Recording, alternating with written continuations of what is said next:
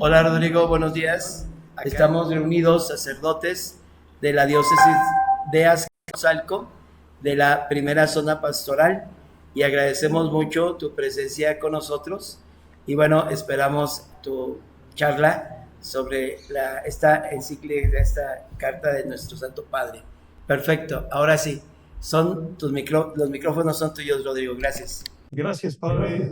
Gracias a la diócesis de Azcapotzalco por el interés en estos temas que hoy son parte de la vida de la Iglesia y de la vida del mundo. Me pidieron preparar un poco como la dimensión pastoral que tiene la encíclica Magnificat Humanitas. Hay muchas maneras de leer la encíclica, muy posiblemente todos ustedes la tienen ya en sus manos y se habrán dado cuenta que seguramente los expertos en tecnología pueden hacer una cierta lectura, los expertos en teología también seguramente hacen sus reflexiones, pero tal vez siempre lo más importante es hacer la lectura pastoral, lo que permite justamente que la enseñanza del Santo Padre no quede recluida en nuestros libreros como un librito más, es que descubramos la lectura pastoral. Esto no solamente porque es bueno poner en práctica cierta enseñanza doctrinal, sino porque la vida pastoral en su sencillez, en su cotidianidad, es la verdadera vida de la iglesia, el lugar teológico más importante en el que descubrimos la fe, pues muy posiblemente todos, tú y yo, no es tanto en los libros o en las grandes reflexiones teológicas explicadas en un pizarrón, sino es en la comunidad que nos toca vivir, en la que nos toca descubrir la fe o atender pastoralmente. ¿Y eso por qué? Pues porque esa pequeña comunidad modesta, llena de límites, es la iglesia. Y la iglesia nos precede en el camino de la fe. La fe en la que creemos es la fe de la iglesia. No es primero el acto de fe y luego la organización de la iglesia, sino es la comunidad de la iglesia como experiencia de fe la que nos precede y en la que encontramos poco a poquito, pues a través de la religiosidad popular, a través de una práctica piadosa, a través tal vez de la convivencia con mi madre, que de repente descubrimos la fe. Por eso es que la pastoral no es un tema. Acá en Europa muchos estudian teología pastoral y me llama la atención, a mí me genera hasta un poco de risa, ¿no? Que acá en Europa muchos creen que la teología pastoral es algo así como la doctrina teológica, tal vez dogmática, aplicada. Y no se dan cuenta que la teología pastoral en el fondo es el momento reflexivo del primer momento del encuentro de ti y de mí con la experiencia de la fe. Si hemos encontrado la fe, amigos, por el cura párroco que de repente nos abrazó cuando estábamos tal vez muy pequeñitos, y esa experiencia elemental es la que nos permitió descubrir a la iglesia y de esa manera empezar a caminar. Entonces, la lectura pastoral, o si ustedes quieren más elaborado, la lectura teológico-pastoral, no es una cuestión secundaria ni para diletantes, sino es lo más importante para madurar en el camino de la fe al ritmo de la iglesia, aprendiendo de la enseñanza que nos regala el Papa. La encíclica Magnificat Humanitas no nació en una oscura oficina del Vaticano. Nació escuchando, escuchando justamente a la iglesia. Desde hace muchos años, más de 10, en la diócesis de San José, California, empezaron a reunirse un conjunto de personas que sabían de tecnología y al mismo tiempo que estaban desafiados por su experiencia de fe. La diócesis de San José es la que alberga ese famoso lugar que hoy conocemos todos como Silicon Valley. Y el obispo empezó a hacer reuniones, el obispo Cantú, de origen latinoamericano, mexicano, empezó a hacer reuniones para empezar a escuchar las preocupaciones que los encargados de crear las nuevas tecnologías estaban teniendo a la luz de la fe. Luego, acá en Roma también empezaron a haber encuentros, al principio muy mal interpretados, porque los empezamos a hacer en el seno de la Academia por la Vida, la academia dedicada a la bioética, encuentros sobre una cosa muy rara que se llamaba inteligencia artificial y robótica. Y hubo personitas aquí que nos preguntaban, ¿por qué la iglesia tiene que preocuparse por esas cuestiones como muy tecnológicas? ¿No sería mejor que nos preocupáramos de cuestiones más humanas? Y bueno, tratábamos de responder que esto era parte del camino humano que nos iba a tocar afrontar en breve a todos. Sin embargo, yo entiendo que hace 8 años, 9 años, hablar de robots y de inteligencia artificial sonaba a ciencia ficción. Sonaba además muy, muy alejado de las realidades pastorales de África, de Asia. Sin embargo, más rápido que tarde, la realidad nos rebasó a todos y hoy en las comunidades menos urbanas, en las comunidades a veces más lejanas, encontramos a muchos jóvenes sumergidos no solo en las redes sociales, sino preguntándole a la inteligencia artificial de su preferencia las cosas que antes le preguntaban a Google.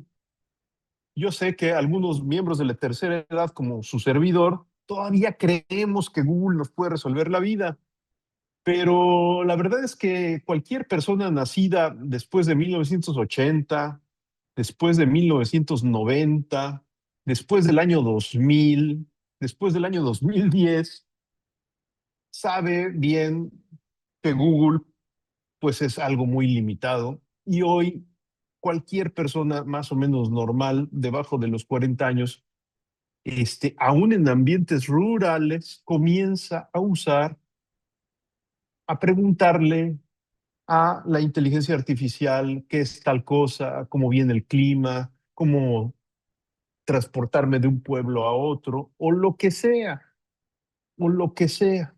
Cualquier duda sobre transporte, comida, turismo, o incluso dudas de fe, pues hoy se le preguntan a la inteligencia artificial que ya está asociada a Google, ¿no? O a cualquier otra. Eh, por eso estos temas sí son parte de nuestros desafíos pastorales. De repente, cuando ya el Papa Francisco estaba muy avanzado de edad, él se empezó a interesar en estos temas. El Papa Francisco no era muy cercano al uso de tecnología, no le gustaba ir checar correos electrónicos, mucho menos YouTube o Facebook. Cuando uno le escribía por correo electrónico, él respondía a mano. El Papa, por ejemplo, algunas veces me mandaba instrucciones a mano y ya su secretario se las escaneaba y las mandaban por correo electrónico. El Papa Francisco, aún así, empezó a hablar de inteligencia artificial y promovió el que se hiciera una reflexión muy importante, con un documento además muy importante sobre la inteligencia artificial. Su última intervención ante los principales presidentes del mundo, en el G9, en el famoso G9, fue sobre inteligencia artificial. El Papa Francisco fallece y de repente, gracias a Dios, luego de un conclave muy raro, pues los cardenales tienen el buen gusto de escoger a el prefecto del dicasterio para los obispos como sucesor de Pedro. Y eso es muy afortunado para todos nosotros como mexicanos y como latinoamericanos, porque aunque en las biografías aparecía que este buen obispo, Robert Prevost, era norteamericano, la verdad es que había escogido él por propia decisión vivir como misionero en América Latina Y cuando lo ordenaron obispo, pidió que lo ordenaran obispo el 12 de diciembre para que quedara claro que su opción por América Latina y su devoción a la Virgen de Guadalupe era muy profunda, y él no pensaba salirse de Chiclayo. Él pensaba vivir y morir en Chiclayo y ser feliz allá, pero de repente el Papa Francisco lo manda a llamar por acá. Es elegido Papa el 8 de marzo del 2025, y desde los primeros saludos, si ustedes recuerdan, después del conclave, empezó a mencionar los temas de inteligencia artificial. ¿Por qué no retoma tan rápidamente estos temas en particular el Papa León? Porque el Papa León sí es muy tecnológico. No creo, espero no cometer ninguna indiscreción, que en su trabajo cotidiano, hasta como prefecto del dicasterio para los obispos, cuando de repente no le quedaba claro algo en algún expediente, pues con singular alegría estoqueaba al candidato, al obispo inquieto, a la cosa que tuviera él que deliberar y que discernir, y lo estoqueaba con toda facilidad en todas sus redes sociales para ver a ver qué estaba posteando, qué estaba diciendo, qué amigos tenía, etcétera. Así es el Papa León. El Papa León usa bien el celular, está lleno de aplicaciones interesantes, hasta de jueguitos. Traía su reloj vinculado con su celular, maneja perfectamente las computadoras, y justamente esa comprensión y familiaridad le permitió convocar muy rápido a la elaboración de la encíclica Magnífica Humanitas, a través de recoger los ejercicios de escucha que se habían hecho. Ahorita les platiqué lo de San José, California, lo del Vaticano, pero en general en todos lados. El CELAM ya había también hecho su propio ejercicio de escucha, y había publicado un pequeño documento sobre inteligencia artificial muy pertinente, muy interesante. ¿Por qué insisto tanto en esto? Porque nuevamente el magisterio nace de la vida pastoral de la iglesia, nace de ahí, se discierne a nivel episcopal y eventualmente a nivel pontificio, y luego nos regresa como propuesta justamente discernida para orientar nuestra vida. Y entonces se hace un círculo virtuoso en donde la vida pastoral se vuelve reflexión, y la reflexión y enseñanza se vuelven vida pastoral, y así la cosa se va nutriendo y enriqueciendo gradualmente. Esta explicación tan elemental, pero tan importante, es importante para entender cómo la doctrina social de la Iglesia se está reformulando después del Concilio Vaticano II. Cuando uno consulta manuales de doctrina social hechos antes del concilio, es muy fácil quedarse con la idea que la doctrina social es como una teoría que hay que llevar a la práctica. En América Latina este enfoque era muy común, y por eso después del concilio mucha gente todavía creía que el gran reto era construir algo intermedio entre la pura teoría y la pura praxis pastoral que aterrizara. Se usaban expresiones en los 70s como que había que construir un tren de aterrizaje a la doctrina social de la iglesia, porque estaba muy bonita acá arriba, pero acá abajo teníamos una realidad muy compleja, y entonces había que construir algo intermedio. Esta era la perspectiva. A lo mejor algunos de ustedes, como su servidor, que venimos de la prehistoria, se acordarán de figuras como la del padre Roger Beckemans, que un jesuita desarrolló muchos libritos y folletitos sobre la importancia de la ideología. Y él decía, ¿qué es la ideología? Lo que nos va a ayudar a aterrizar la doctrina social de la iglesia. Esa aproximación generó puros problemas en nuestra querida iglesia latinoamericana, porque en lugar de acoger el magisterio de la iglesia, estábamos más preocupados en ver cómo podíamos hacer una intermediación ideológica supuestamente para aterrizar en la praxis pastoral. A la hora de la verdad, las ideologías que se utilizaron para hacer ese tren de aterrizaje pues resultaron muchas veces reductivas, y parciales, y no ayudaron mucho a la praxis pastoral, sino a meter a la praxis pastoral en algunos problemillas ahí, de los que ahorita no vamos a hablar, pero que son muy aleccionadores. Y realmente, después del concilio, las cosas, la doctrina de la iglesia lo que pedía era otra aproximación. Les doy la clave, ya así más teológica, si ustedes quieren, más solemne, que es la Lumen Gentium. En la Lumen Gentium no hay definiciones de doctrina social de la iglesia, pero sí hay definiciones de qué es la iglesia. Y si ustedes se fijan, sin negar todas las solemnes definiciones del pasado, la Lumen Gentium nos ayuda a recuperar la conciencia que la iglesia es sacramento universal de salvación. ¿Y cómo es eso de que es sacramento con ese mayúscula? Es el sacramento. Pues a través de nuestro estar juntos, de nuestra comunión vivida dinámicamente. Esto la Lumen Gentium lo enseña con el lenguaje de pueblo de Dios que camina en la historia. En otras palabras, ¿qué es la iglesia para el concilio?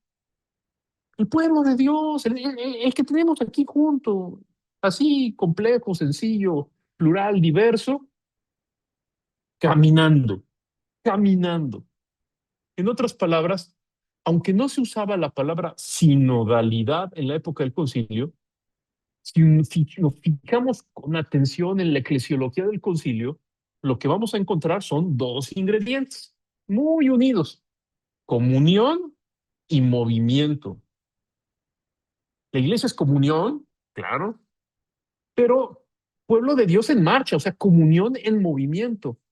Por eso el Papa Francisco, ya muchos años después, dirá: ¿qué es la sinodalidad? La dimensión dinámica de la comunión. Podemos decir esto mismo con otras palabras similares. ¿Qué es la sinodalidad? El pueblo de Dios en marcha, que aprendamos a caminar juntos, pero moviéndonos, moviéndonos dinámicamente. Ni la comunión no es homogeneidad, es pluralidad de personas, como en la Trinidad, moviéndonos al interior de las vicisitudes de la historia. Y esa perspectiva eclesiológica nos permite reelaborar hoy, con lo que han aportado los papas después del concilio, una cierta visión renovada de la doctrina social de la iglesia. ¿Qué es la doctrina social de la iglesia a la luz de esta eclesiología? Pues el momento reflexivo y crítico de la iglesia en movimiento, es decir, de la iglesia afrontando distintas situaciones, escenarios, coyunturas, a veces con éxito y a veces sin él. Pero todo eso, éxitos y fracasos pastorales, generan una sabiduría práctica que gradualmente es discernida por los obispos y luego por el Papa. Y esa es la doctrina social de la Iglesia. En otras palabras, la doctrina social de la Iglesia, antes que ser un conjunto de encíclicas o un manualito que por ahí hayamos comprado en la librería de nuestra preferencia, es la sabiduría práctica que se va acumulando en nuestra diócesis, en nuestra parroquia, en nuestra nación, que genera un cierto estilo de ser eclesial.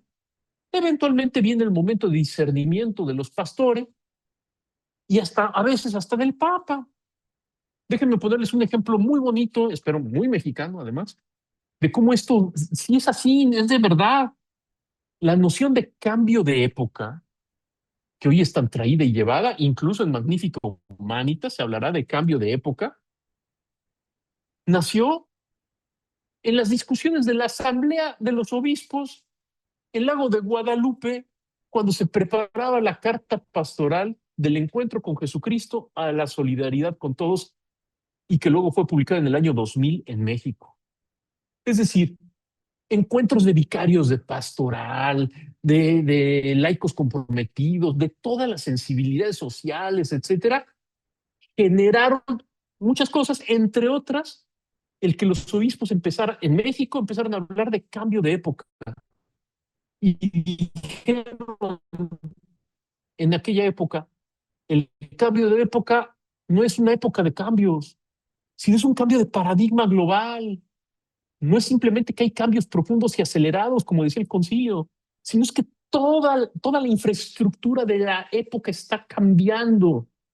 Es un cambio cultural profundo, decían los obispos mexicanos. Eso luego pasó al CELAM, se discutió muy fuerte en Aparecida. El obispo que llevó todo eso al CELAM era un obispo desconocido, un chamaco a nivel episcopal, inquieto, pero que en su momento metió un gol olímpico. Un obispo que tal vez alguno de ustedes conozca, que se llama Carlos Aguiar, hoy arzobispo de la Ciudad de México, en aquel entonces desconocido y humilde obispo de Texcoco. Y Carlos Aguiar lleva el concepto de cambio de época a Aparecida en el 2007, y la reacción fue brutal. Hubo gente que se opuso radicalmente que la iglesia usara esa expresión. Dijo su servidor estaba trabajando en el CELAM en aquel entonces, me tocó estar en Aparecida, y un supuesto experto dijo: con lo que está diciendo el carnal Aguiar Retes, lo que se quiere es meter a la iglesia en la era de Acuario. Y entonces el carnal Aguiar, considerado como uno de los más progresistas y peligrosos obispos del momento, fue señalado como que estaba queriendo introducir a la iglesia en la era de Acuario con el concepto de cambio de época. Perdón, una ridiculez, pero así estaban las cosas en Aparecida. El comité de redacción discierne todas esas cosas y el concepto de cambio de época queda en Aparecida. Años después, el Papa Francisco, que había sido el coordinador del comité de redacción de Aparecida, lo retoma en Evangelii Gaudium, y hoy el Papa León XIV lo coloca al centro de la reflexión de Magnificat Humanitas. ¿Por qué? Porque el cambio cultural es tan profundo que cuando aparecen nuevas tecnologías como esta de la inteligencia artificial, dice el Papa, el cambio de época es tan profundo que fácilmente creemos que el desafío pastoral es la inteligencia artificial. O lo voy a decir de otra manera, hay mucha gente que ve la encíclica y cree que la encíclica es sobre la inteligencia artificial, y no es así. La encíclica Magnificat Humanitas no es sobre la inteligencia artificial, es sobre qué tipo de humanidad estamos construyendo cuando aparecen estas cosas nuevas, estas rerum novarum. Dice el Papa desde las primeras líneas de la encíclica, la pregunta fundamental no es si la inteligencia artificial es buena o mala, porque todas las herramientas, desde un martillo o una navaja, pueden ser usadas para el bien o pueden ser usadas para el mal. Eso ya lo sabemos con todas las herramientas en la historia de la humanidad. La pregunta verdadera, y que hoy nos es necesario hacer, no es esa, dice el Papa. No abordemos, en algún momento lo dirá, de manera moralista el tema de las nuevas tecnologías. La pregunta fundamental es, ¿qué tipo de ser humano me estoy convirtiendo yo cuando empiezo a acercarme a estas u otras tecnologías? ¿En qué me estoy convirtiendo? Mi uso, mi frecuencia, mi adicción al celular o a la computadora, ¿me están ayudando a crecer en humanidad, en compasión, en generosidad, en cultura del encuentro, en tolerancia a lo diverso, etcétera? ¿O al contrario, me estoy volviendo más intolerante? Porque eso sí, es un hecho empírico que algunas de las tecnologías como las redes sociales u otras, a muchos, no a todos, pero a muchos, nos exacerban la polarización, el encono, la descalificación, el juicio, la enemistad. O lo voy a decir así un poco simplificado, pero espero que lo cuente. ¿Cuántos de nosotros no nos hemos reencontrado con buenos amigos de la infancia, de la juventud, aquí como el padre Chechen, ¿no? Gracias a las redes sociales, yo me volví a encontrar con él gracias a WhatsApp y al Facebook, cosa que celebro, pero también con la misma facilidad con la que nos encontramos.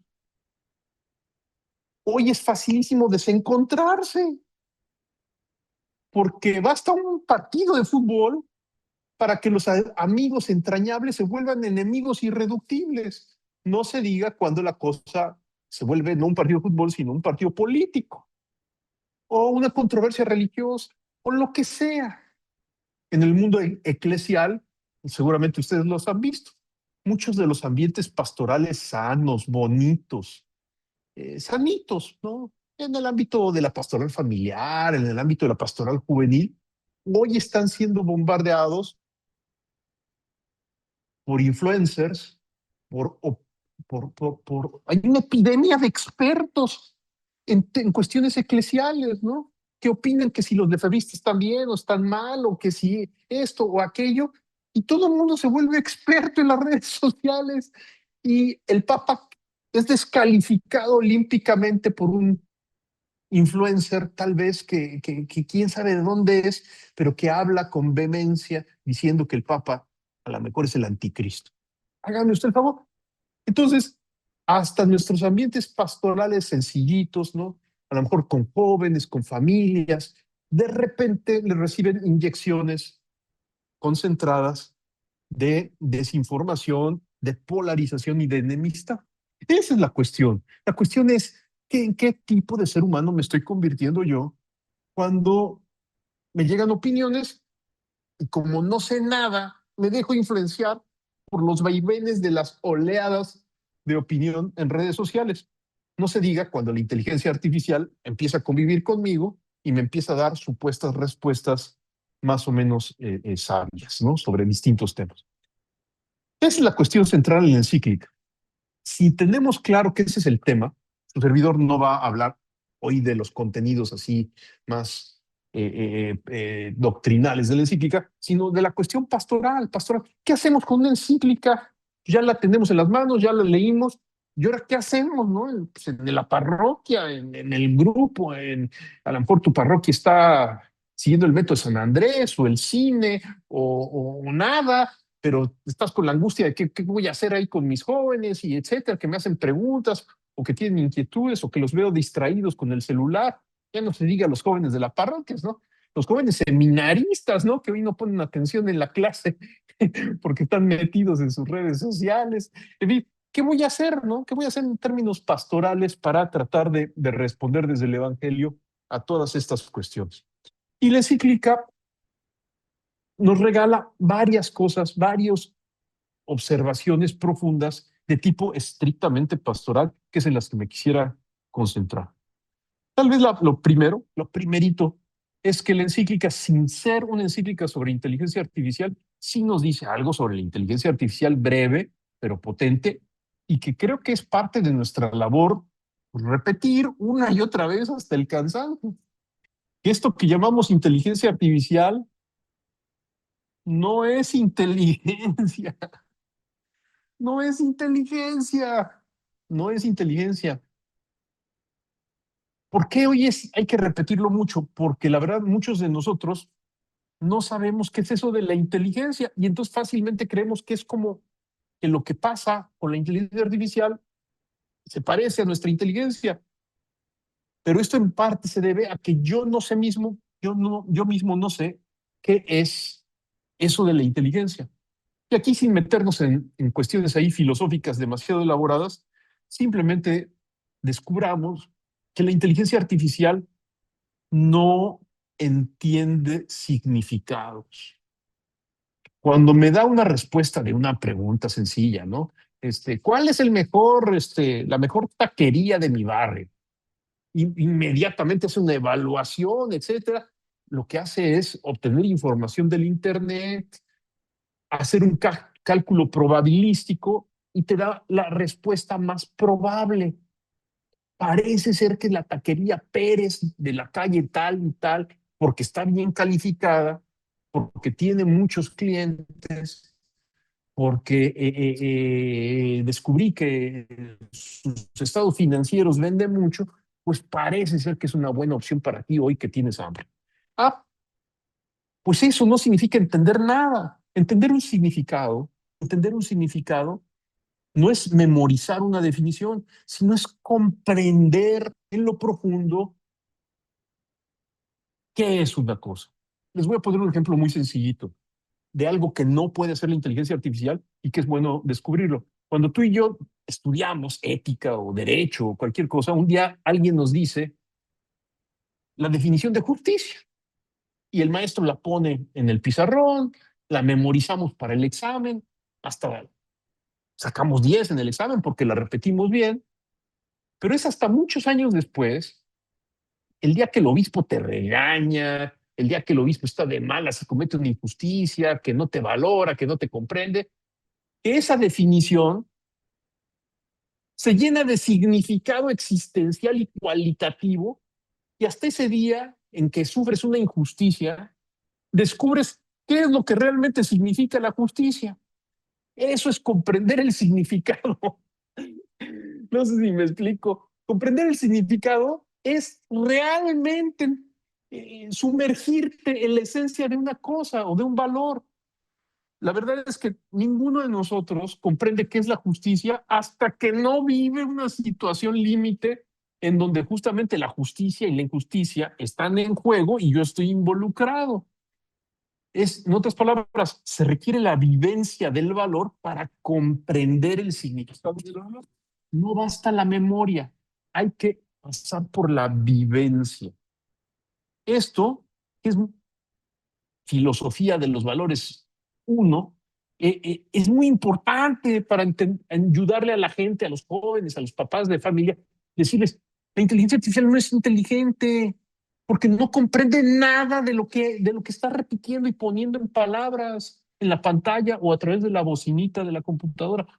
No comprende lo que dice, pues. Segundo, no tiene conciencia. Tú y yo tenemos conciencia, es decir, hay un yo profundo, por así decirlo, hay una intimidad profunda en nuestras vidas, que a veces llamamos corazón, a veces llamamos conciencia, que es como ese punto cero desde donde pensamos, vivimos, decidimos, soñamos, estamos aquí sentados escuchando este rollazo. Pues ese punto cero se llama conciencia. La máquina no tiene conciencia, simula que está simpática. Yo le puse voz a la inteligencia artificial que tengo aquí en el celular y cometí el error de ponerle voz femenina. Ahora mi esposa está enojada porque me dice, ¿cómo que estás hablando con una mujer? ¿Por qué no le puse? Yo le digo, no tiene conciencia, no se da cuenta, no sabe nada, nada de nada, ni me entiende, ni sabe de mí. Pero bueno, ella está preocupada porque parece que sí entiende y parece que sí sabe de mí y que hasta me consuela de repente con algunas de sus respuestas. Es una simulación. De la misma manera que 1,000 pesos pensados no son 1,000 pesos reales, 1,000 palabras regaladas por la inteligencia artificial no son auténtica comprensión de nada, ni son conciencia de nada, porque las máquinas no tienen conciencia. No se dan cuenta, pues, ni de sí mismas ni de los demás. Para decirlo esto de manera más comprimida, si ustedes quieren, y a mí me gustó mucho esto, porque alguien lo dijo hace poco y por acá, y creo que pastoralmente puede ser muy útil. Para decirlo rápido y que la gente entienda, la inteligencia artificial no tiene corazón.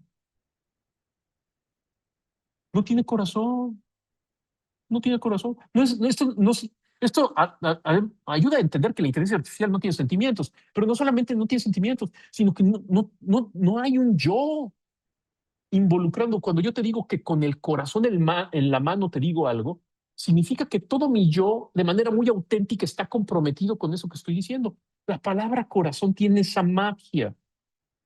El corazón habla de lo más profundo de la persona, de toda la persona, pero desde el punto de vista más profundo. La inteligencia artificial no tiene corazón. No hay subjetividad para los que les guste la filosofía. No hay interioridad en la inteligencia artificial. No hay, todo es superficialidad al máximo, simulando profundidad. Pero lo voy a decir así, la inteligencia artificial vive en la epidermis de la realidad. Tú y yo, aunque seamos muy superfluos y muy vanos, vivimos hasta nuestra vanidad y nuestra superficialidad desde la interioridad de nuestro yo, desde nuestro corazón, maleducado, torcido, lo que quieras. Pero el verdadero ser humano tiene un mundo interior que puede ser llamado corazón, muy profundo y que la inteligencia no tiene. Entonces, primera cosa que tal vez vale la pena insistir es que las máquinas con inteligencia, sin inteligencia artificial, las redes sociales, los motores de búsqueda y las tecnologías que vengan pasado mañana, tal vez hasta un robot dentro de unos 10, 15 años empiece a caminar por las calles de la Ciudad de México, pues hay que aprender a decir que no son seres humanos, no son personas, aunque puedan parecer, aunque puedan parecer. Segunda cosa, digamos, esta era así la más como reflexiva y teórica. Segunda cosa, algo que la encíclica nos ayuda mucho en el ámbito pastoral es que nos recuerda que el evangelio es una buena noticia para todos y para todo, incluidas para estas cosas. El evangelio no es una buena noticia solo para quien está interesado por Diosito, sino es una buena noticia para el que está interesado por el ser humano. Por eso es que la encíclica está dirigida también a los hombres de buena voluntad. Es para todo tipo de lectores, creyentes, no creyentes, agnósticos. Trata de compartir una buena noticia. ¿Y cuál es la buena noticia que nos comparte la encíclica? Que tenemos una magnífica humanidad que reaprender a custodiar. El subtítulo de la encíclica es sobre la custodia de la persona humana. A mí me gustó que ahora sí tradujeron bien la palabra custodia. En Laudato Si, la palabra custodia le tradujeron como cuidado, custodia. O sea, no, es cuidar, pero con que cuida.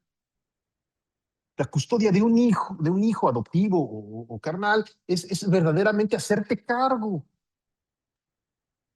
¿De qué trata la encíclica? De que tenemos que reaprender todos a custodiar, cuidar con especial atención y como nuestra propia responsabilidad, nuestra humanidad y la humanidad de los demás. En otras palabras, que la vida humana, la vida de nadie nos sea indiferentes. En ese sentido, es una gran encíclica sobre la fraternidad, sobre la solidaridad. Es como una continuación creativa de la Fratelli Tutti. Si en Fratelli Tutti todos redescubrimos que nuestros hermanos,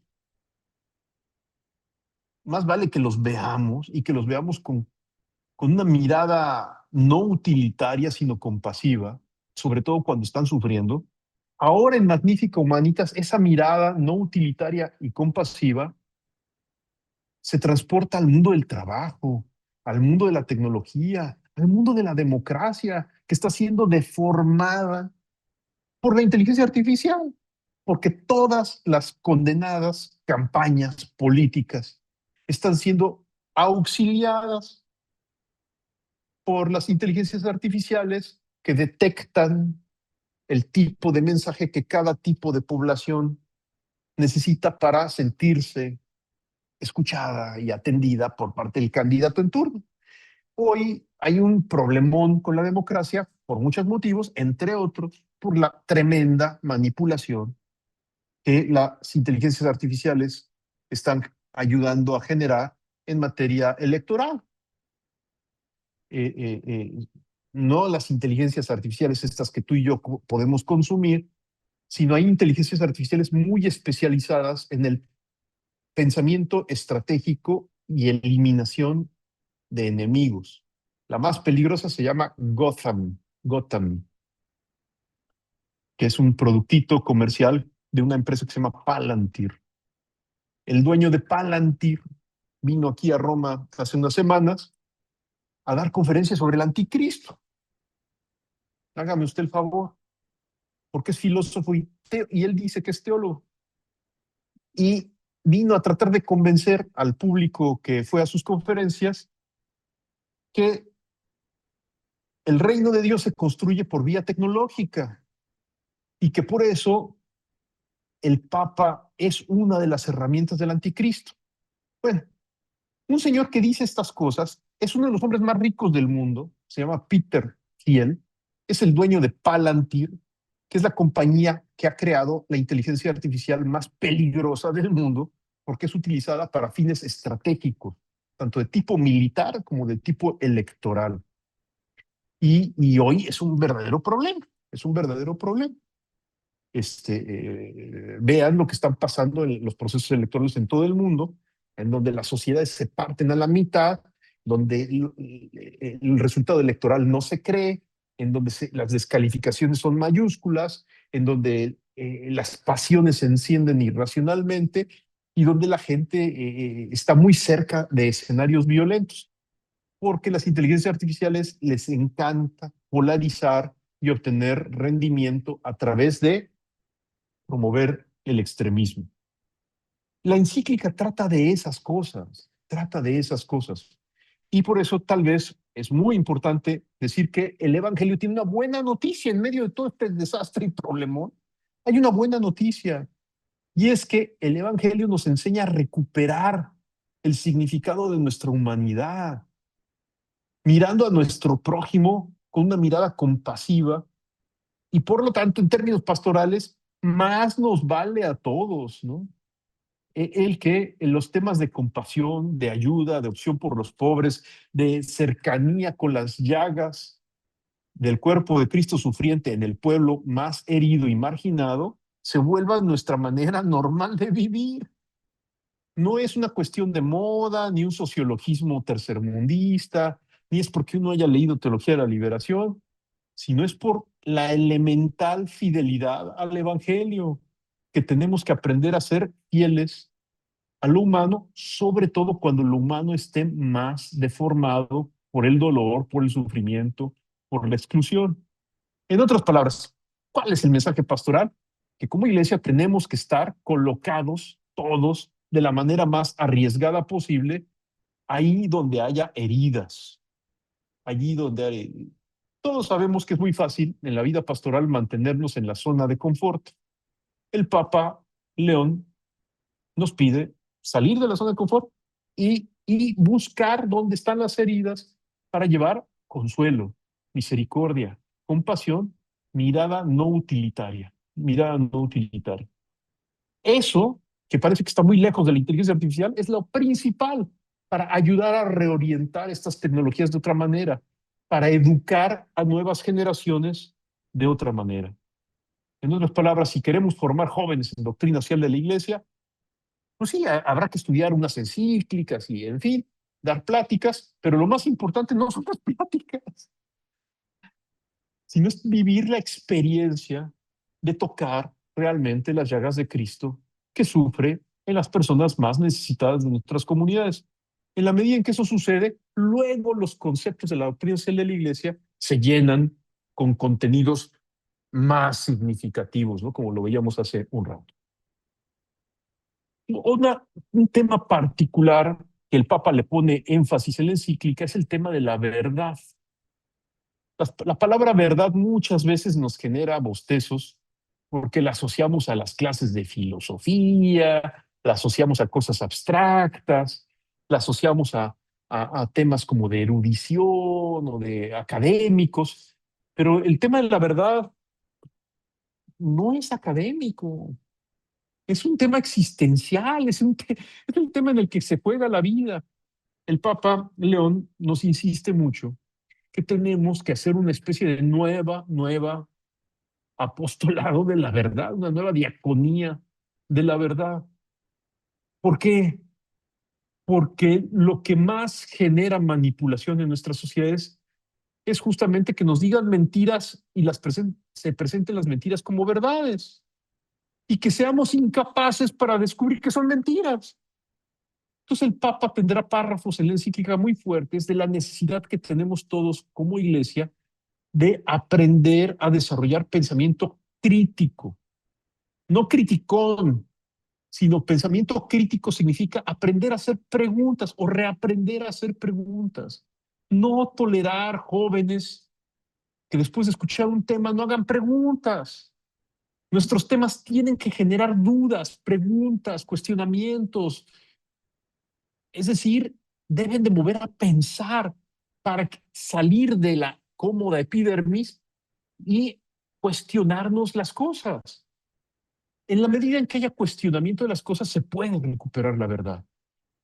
La verdad no se recupera enseñando bellas definiciones correctísimas, sino se recupera ayudando ayudando a que la persona redescubra su capacidad de pensar por sí misma las cosas, de preguntar, de vivir la zozobra de la duda, de la incertidumbre y de repente de encontrar una respuesta verdadera. De hecho, para la evangelización esto es clave, porque si yo no verifico de manera experiencial que la resurrección se ha efectuado, haciendo preguntas, viviendo cuestionamientos, a lo mejor viviendo algún drama profundo en mi vida. En otras palabras, si yo no me arriesgo a tratar de meter mi dedo en la llaga de Jesucristo resucitado para ver si está podrida la carne o si ya resucitó, pues no puedo verificar la resurrección y por lo tanto mi fe no brota de la experiencia de Jesús resucitado. El encuentro de Tomás escéptico con Jesús resucitado aquí es muy pertinente. A veces algunos protestantes han enseñado que la fe, a la luz de este pasaje de Tomás con Jesús resucitado, debe de ser una apuesta como ciega a creer en algo que no hemos visto, que no hemos verificado. Pero si ustedes se fijan, leyendo integralmente el Evangelio, para comunicar la fe, lo importante es dar testimonio de lo que hayamos visto, escuchado y tocado. En otras palabras, la petición de Tomás de meter su dedito en la llaga es perfectamente legítima. Él lo que quiere verificar es verificar si de veras la resurrección se efectuó o es puro rollo. El testigo de lo que da testimonio no es de su coherencia. El testigo da testimonio de lo que él ha visto que pasa en su propia carne. En su propia carne, mi vida debía estar hecha a pedazos, pero me confesé y mi vida empezó a vivir una reconstrucción. Es decir, soy testigo de que la resurrección es real, no en un sentido metafórico, sino verdadero. Cuando en un cursillo de cristiandad, en un retiro, en fin, la gente de repente da testimonios muy fuertes, es porque está compartiendo no su coherencia, sino compartiendo el milagro de misericordia que han vivido y por lo tanto que Jesucristo está realmente resucitando en su propia carne. Esto es maravilloso, esto lo vivimos en la vida pastoral ordinaria y esto es algo muy importante al momento de repromover o volver a promover la verdad. Porque la búsqueda de la verdad, la búsqueda de verificar yo que las cosas son verdaderas, es importantísimo para que mi cabeza no se atore con telarañas y para que la propia fe madure. Y para que la propia fe madure. El Papa le dedicará, por ejemplo, un párrafo, una sección muy bonita a un tema que a veces se confunde con la verdad, que es el tema del realismo. Él dirá, hay algunos que creen que el realismo es pragmatismo. ¿No se han oído eso? Por ejemplo, si se acercan a un mundo así de empresarios o de activistas de izquierda, van a encontrar frases en distinto lenguaje, pero muy similares en el fondo. El empresario les va a decir, la verdad se encuentra en los resultados. Lo importante es ser eficiente, ahí está la verdad. Y el revolucionario de izquierda les va a decir lo mismo con otro lenguaje. La verdad se encuentra en el compromiso revolucionario por las causas justas y lo que sea. Por derechas y por izquierdas, la idea de que el realismo y el pragmatismo son sinónimos se ha metido hasta por los huesos. Y el Papa nos hace una corrección aquí muy profunda. Cuidado, cuidado. El pragmatismo, la eficiencia, la búsqueda a toda costa de resultados eficientes y visibles, no son realismo, porque la búsqueda de resultados puramente en términos de eficiencia mira solo el aspecto instrumentalizable de la realidad. Y la verdad es que lo más importante de la vida es el aspecto no instrumentalizable. ¿Qué es lo más importante de la vida? Pues amar a mi esposa cuando está enferma, cuando está viejita, cuando ya no tiene resultados y hasta es medio odiosa, pues eso es lo más importante de la vida, abrazarla, acogerla, cuidarla, aunque en términos de eficiencia no suceda nada. En la vida espiritual lo sabemos todos, los resultados son muy tramposos, los resultados son muy tramposos. Ahorita está de moda el tema del mundial y hasta un famoso jugador de fútbol español dijo que Dios premia a los que se esfuerzan y son eficientes y meten goles. No, no es así. A veces Dios a los que más quiere les quita los éxitos y los resultados y los triunfos, justamente para madurar en la fe y descubrir que todo depende de Dios y que Dios es el que da los resultados cuando Él quiere, como Él quiere. Y muchas veces gracias o a través de nuestra torpeza. En otras palabras, esta mentalidad hiperpragmatista e hiperefectista no es verdadero realismo. La verdad se recupera cuando se aprende a mirar la realidad con ojos no pragmáticos, sino con ojos cristianos en el fondo, no meramente contemplativos, sino cristianos, es decir, compasivos ante el dolor del ineficiente. Y ya para ir cerrando esta reflexión, el Papa todavía agudizará más esto diciendo que es muy importante, dice en la encíclica Magnifica Humanitas, le dedica toda una sección al tema de asumir la mirada de las víctimas. No basta hacer cosas buenas por los pobres, no basta. El Papa Francisco nos insistió en que hay que ser amigos de los más pobres. Esto va más allá de la mera filantropía o de este tipo de misiones así un poquito casuales que en Semana Santa de repente algunos burgueses como yo hacemos para consolar más que nada nuestra conciencia. El asunto aquí es hacer amistad con los más pobres, eso, cercanía afectiva real con los más pobres. ¿Para qué? Para dejarnos evangelizar por ellos y empezar a aprender a ver, en el sentido más literal del término, desde la experiencia de las víctimas. ¿Por qué es tan importante esto? Porque solo mirando con los ojos de las víctimas, a veces redescubrimos los aspectos más importantes de la vida, como son la paciencia, la compasión, el perdón, el no exigirle todo a todos, etcétera, ¿no? O sea, es muy correctivo y muy educativo mirar a las víctimas, además también para responder en clave verdaderamente evangélica. Jesús no veía con neutralidad la realidad, miraba la realidad desde el sufrimiento de todos aquellos que hemos cometido pecados de distinto tipo. Es decir, esa mirada la logra acoger Jesús, logra entender lo que está pasando en un alma tribulada y entonces Jesús abraza. El Papa terminará las reflexiones de Magnifica Humanitas recordando a la Virgen María.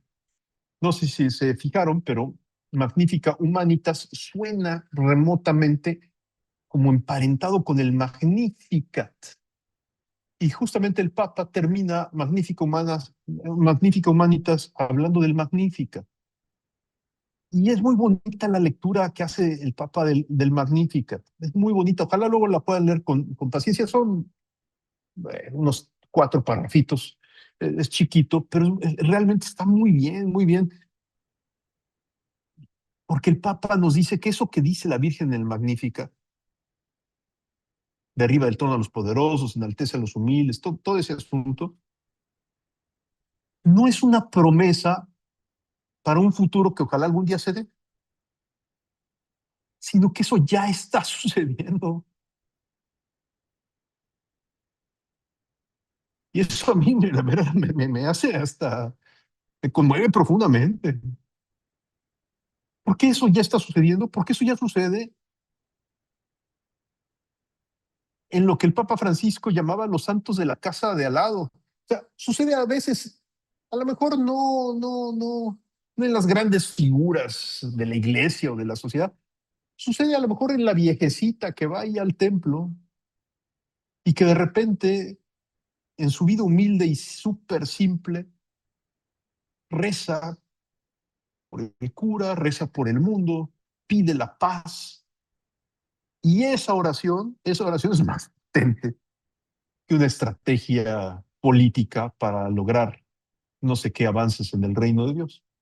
Eh, en otras palabras, el Magnificat se entiende en su verdadero sentido cuando uno descubre o redescubre que en lo pequeño, en lo humilde, en lo torpe, Dios actúa misteriosamente para mostrar que Él es el que hace las cosas y no tanto nuestros planes y magníficas ideas. Ojalá ustedes luego puedan revisitar este apartado sobre Magnífica Humanitas porque es muy bonito y en el fondo nos deja varias enseñanzas. Uno, que María es la primera miembro de la iglesia, ¿no? Es la primera discípula. Dos, que ella es la iglesia como debe de ser. El Concilio Vaticano II, allá en el capítulo 8 de la Lumen Gentium, nos enseña que la Virgen es arquetipo de la iglesia, es el paradigma, es el modelo de, o sea, la iglesia no hay, o sea, no está por inventarse, sino que la forma ideal de la iglesia la encontramos en María. En María, lo que encontramos es el sacrificio humilde, silencioso, escondido, de quien sabe que el reino avanza desde ahí, desde esa aparente marginalidad y poquedad, pero así es como Dios actúa y transforma los corazones y el mundo. Eh, eh, eh, eh, en fin, no abundo más porque ustedes seguramente pueden decir cosas más profundas que yo sobre el Magnificat. Creo que, pues, en resumen, que la encíclica Magnifica Humanitas tiene una dimensión pastoral. En el fondo, la dimensión pastoral no nos debería de sorprender en lo más mínimo, porque son los énfasis que el concilio y el magisterio posconciliar nos ha venido insistiendo constantemente. Vivir la fe en comunidad, no de manera puramente virtual. Su servidor es un apóstol o trata de promover el apostolado de las redes sociales, del Zoom, de Facebook, de Twitter, de todo esto. Sí, pero para que nos llenemos de alegría cuando nos encontremos presencialmente, para que nos abracemos con más gusto como hermanos, ¿no? O sea, para que vivamos nuestra fraternidad de manera más intensa, ¿no? El momento comunional o comunitario de la fe es indispensable. Segundo, vivir la fe como buena noticia para lo humano. Esto es algo que nos hace falta mucho, no es antropocentrismo, no es secularizar la fe, no, pero sí tenemos que mostrar que el Evangelio es algo bueno para la humanidad de todos, aún de los no creyentes, porque genera atención, compasión, entrega, amor, experiencias de amor para el no creyente, que son las experiencias que lo hacen sospechar que no de esas Dios existe. Tercero, un tema que se me olvidó mencionar, pero que es muy importante en la encíclica, es que el Papa insistirá en la importancia pastoral de desarmar las palabras. Es decir, que nos dejemos de agredir. No sé si se han fijado, pero nos hemos vuelto, bueno, siempre tenemos la tentación de la agresión, pero últimamente, en las últimas décadas, nos hemos vuelto expertos en agresión. Por defectos reales, ¿eh? No digo que sean inventados, ¿no? El defecto de tu vecino, del obispo, de la Basílica de Guadalupe o de lo que esté de moda, ¿no? Nos volvemos, pero expertos en destrozar las vidas cuando el lenguaje construye mundos. Una de las cosas más bonitas de la filosofía contemporánea fue descubrir que las palabras crean horizonte, crean mundo, crean entorno, ¿no? Y con nuestras palabras podemos generar buen ambiente o mal ambiente. Nuestras palabras parecen etéreas, parecen translúcidas, parecen fantasmas, pero realmente construyen atmósferas. El Papa insistirá mucho en que hay que desarmar las palabras, quitarles dosis de violencia, que nos aparecen como, eh, no sé si a ustedes les pase, pero a mí me pasa muy seguido, ¿no? Cuando digo, con todo respeto te voy a decir, o sea, le destrozo la vida al prójimo, prolongando mi destrozadero con la frase, con todo respeto te voy a partir la cara. Pues no, o sea, tengo que aprender a abstenerme, a hacer ayuno de violencia verbal para construir más fraternidad y en el fondo más verdad. La verdad construye, evangeliza, edifica cuando se afirma con caridad. Cuando la verdad se afirma sin caridad, destruye siempre, aunque sea verdad, destruye. En otras palabras, los cristianos no somos griegos. Los griegos creían que la verdad, fuera cual fuera, si se decía, edificaba mejor el mundo. No es cierto. La única verdad que edifica es la que se afirma con caridad, con paciencia, con misericordia, sobre todo al interior de la iglesia.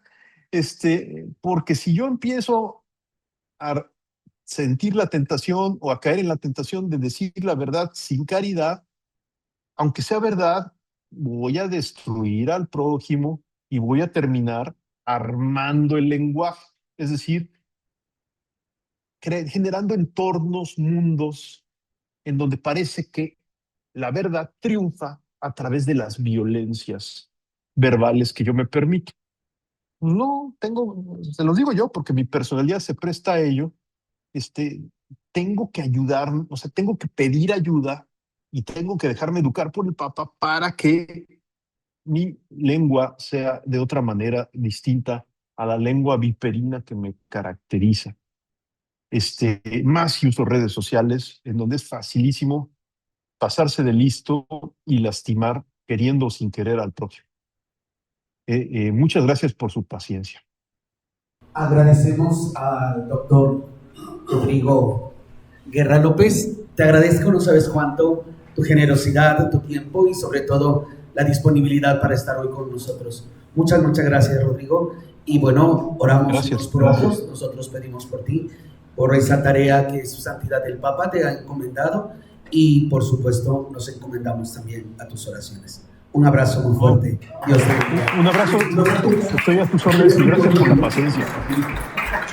Dios te bendiga.